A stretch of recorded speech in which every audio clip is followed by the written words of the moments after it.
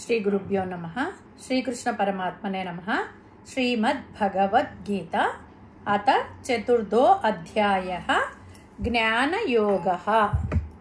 ఈ అధ్యాయానికి జ్ఞానయోగము అనే పేరు. ఈ అధ్యాయం నందు జ్ఞాన సంబంధమైన విచారణ ఉండుట వలన దీనికి జ్ఞానయోగము అనే పేరు వచ్చింది. జ్ఞాన తపస్సు, జ్ఞాన యజ్ఞము, జ్ఞానాగ్ని, జ్ఞాన ఖడ్గము వీటన్నిటినీ కూర్చి పరమాత్మ ఇందులో ఉపదేశిస్తున్నారు. ఆధ్యాత్మ జ్ఞానం యొక్క మహిమ విశేషముగా చెప్పబడుట చేత అట్టి జ్ఞానము ఎవ్వరికి ఎట్లు లభించును అనేది చక్కగా వివరించారు. ఈ ప్రకారముగా జ్ఞానమునకు సంబంధించిన విషయములే ఎక్కువగా ఉపదేశించుట చేత దీనిని జ్ఞాన మార్గము, జ్ఞానయోగము అనే పేరు పెట్టబడినది. 3వ అధ్యాయము కర్మయోగానికి, ఈ 4వ అధ్యాయము జ్ఞానయోగానికి గల సంబంధం ఏమిటంటే, నిష్కామ కర్మ చేత మనస్సు శుద్ధము కాగా అట్టి నిర్మల మనస్సులో జ్ఞానము ఉదయించును అనుట పరమ సత్యము. కిందటి అధ్యాయంలో అట్టి చిత్తశుద్ధికి చేయవలసిన కర్మాచరణ పద్ధతులన్నీ చక్కగా తెలుపబడినవి. కావున ఇక జ్ఞానాన్ని అవలంబించుటకు క్షేత్రము అంటే ఈ దేహము, ఈ శరీరము సిద్ధపడినట్లే అయినది. ఈ కారణం చేత అర్జునునకు జ్ఞానయోగమును పరమాత్మ ఈ అధ్యాయంలో ప్రసాదించుచున్నారు.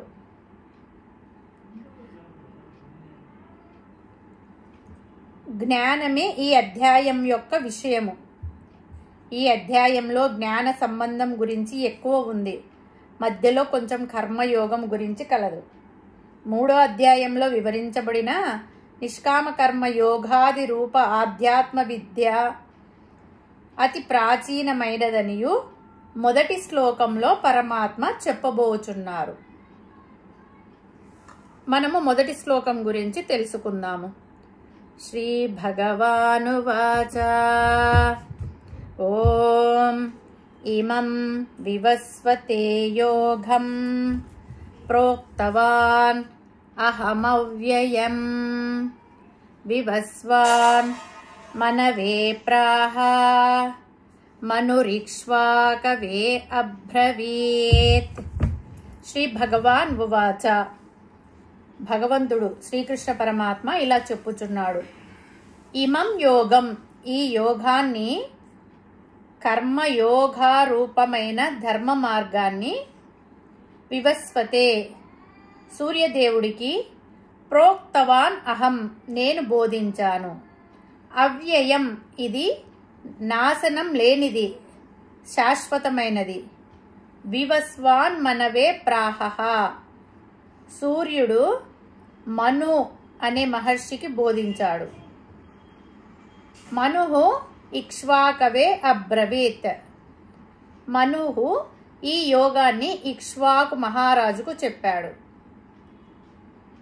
పరమాత్మ ఏం చెప్తున్నాడంటే ఈ శ్లోకంలో అర్జునునికి చెప్తున్నాడు. అర్జున, ఈ యోగము నేను సూర్యదేవుడికి బోధించాను. సూర్యుడు మనువు అనే మహర్షికి చెప్పారు. మనువు ఇక్ష్వాకునికి చెప్పారు. ఈ యోగము ఆ సంతతిలో కొనసాగింది. అయితే కాలక్రమేణా ఇది మరుగున పడిపోయింది. ఈ మాటల ద్వారా పరమాత్మ చెప్తున్నది ఏమంటే, భగవద్గీత బోధన శాశ్వతమైనది. అది కాలానికి అతీతమైన ధర్మం. ఇది కొత్తగా నేను నీకు చెప్పడం కాదు, పురాతనమైన సత్యాన్ని మళ్ళీ స్మరింపచేస్తున్నాను అని చెప్పి చెప్తున్నాడు అనమాట పరమాత్మ. ఏం చెప్తున్నారంటే పరమాత్మ ఇంకా ఇది ఎటువంటిది అంటే అవ్యయం. దీనికి ఎటువంటి నాశనము లేదు. ఇది అవ్యయమైన వేదాల యొక్క సారంగా వచ్చినది. అవ్యయమైన మోక్ష రూపకమైన ఫలాన్ని కలిగినటువంటి యోగం ఇది. ఇటువంటి అవ్యయమైన యోగాన్ని సృష్టి ఆదిలోనే నేను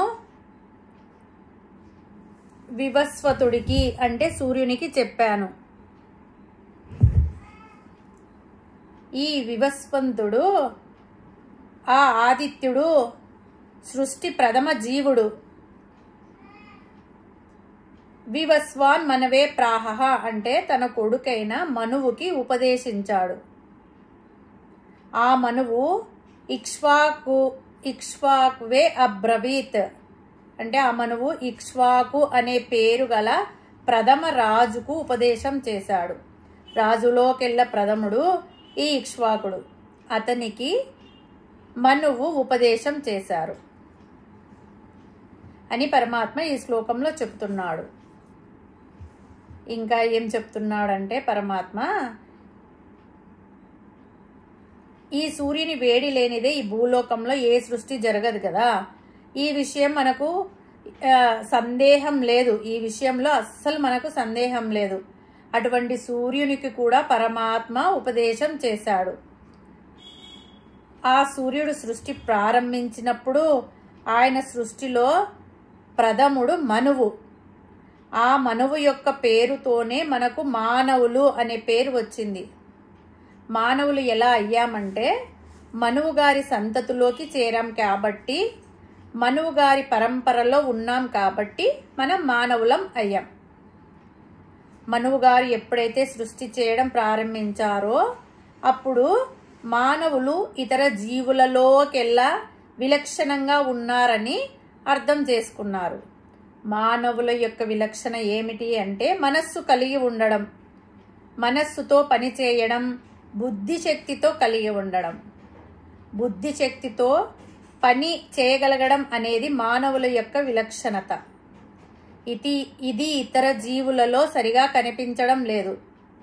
మనస్సుతో ఆలోచించి వివేకంతో పనిచేయడం అనేది వాటి స్వభావం కాదు. మనువు గారు తన పుత్రులైన ఇక్ష్వాకునకు బోధించిన ఈ పరంపర. వేదాలు తల్లిపాలు అయితే వేదాలను మనం తల్లిపాలు అని అనుకుంటే ఈ పరమాత్మ చేసినటువంటి అధికారులకు లేదా రాజులకు లేదా వ్యవస్థ నిర్వాహకులకు చేసినటువంటి ఉపదేశాన్ని ఉగ్గుపాలు అని మనం అనుకోవచ్చు. అటువంటి ఉగ్గుపాలు లాంటి ఉపదేశాన్ని వారు జాగ్రత్తగా క్రమం తప్పకుండా ఒకరి తర్వాత ఒకరికి అందించుకుంటూ వచ్చారు. అవ్యయం అంటే చిత్తశుద్ధి ద్వారా నాశరహితమగు మోక్షమను ఫలమును పొందుట వలన నిష్కామ కర్మ యోగమైన ఆధ్యాత్మ విద్యను అవ్యయం అని అందరు. మరియు సత్యము ఏ కాలమునందైనను నశింపదు కనుక ఆ సత్యమును పొందింపజేయు మార్గమునకును ఏ కాలమందును నాశనం ఉండదు. కావున అది అవ్యయమైనది. దేశకాల పరిస్థితులచే హెచ్చు తగ్గులు కలిగినప్పటికీ అది మాత్రం పూర్తిగా అంతరించదు. భగవానుడు అవతారం ఎత్తి దానిని ఉద్ధరించుచుండును. హరి ఓం తస్సత్.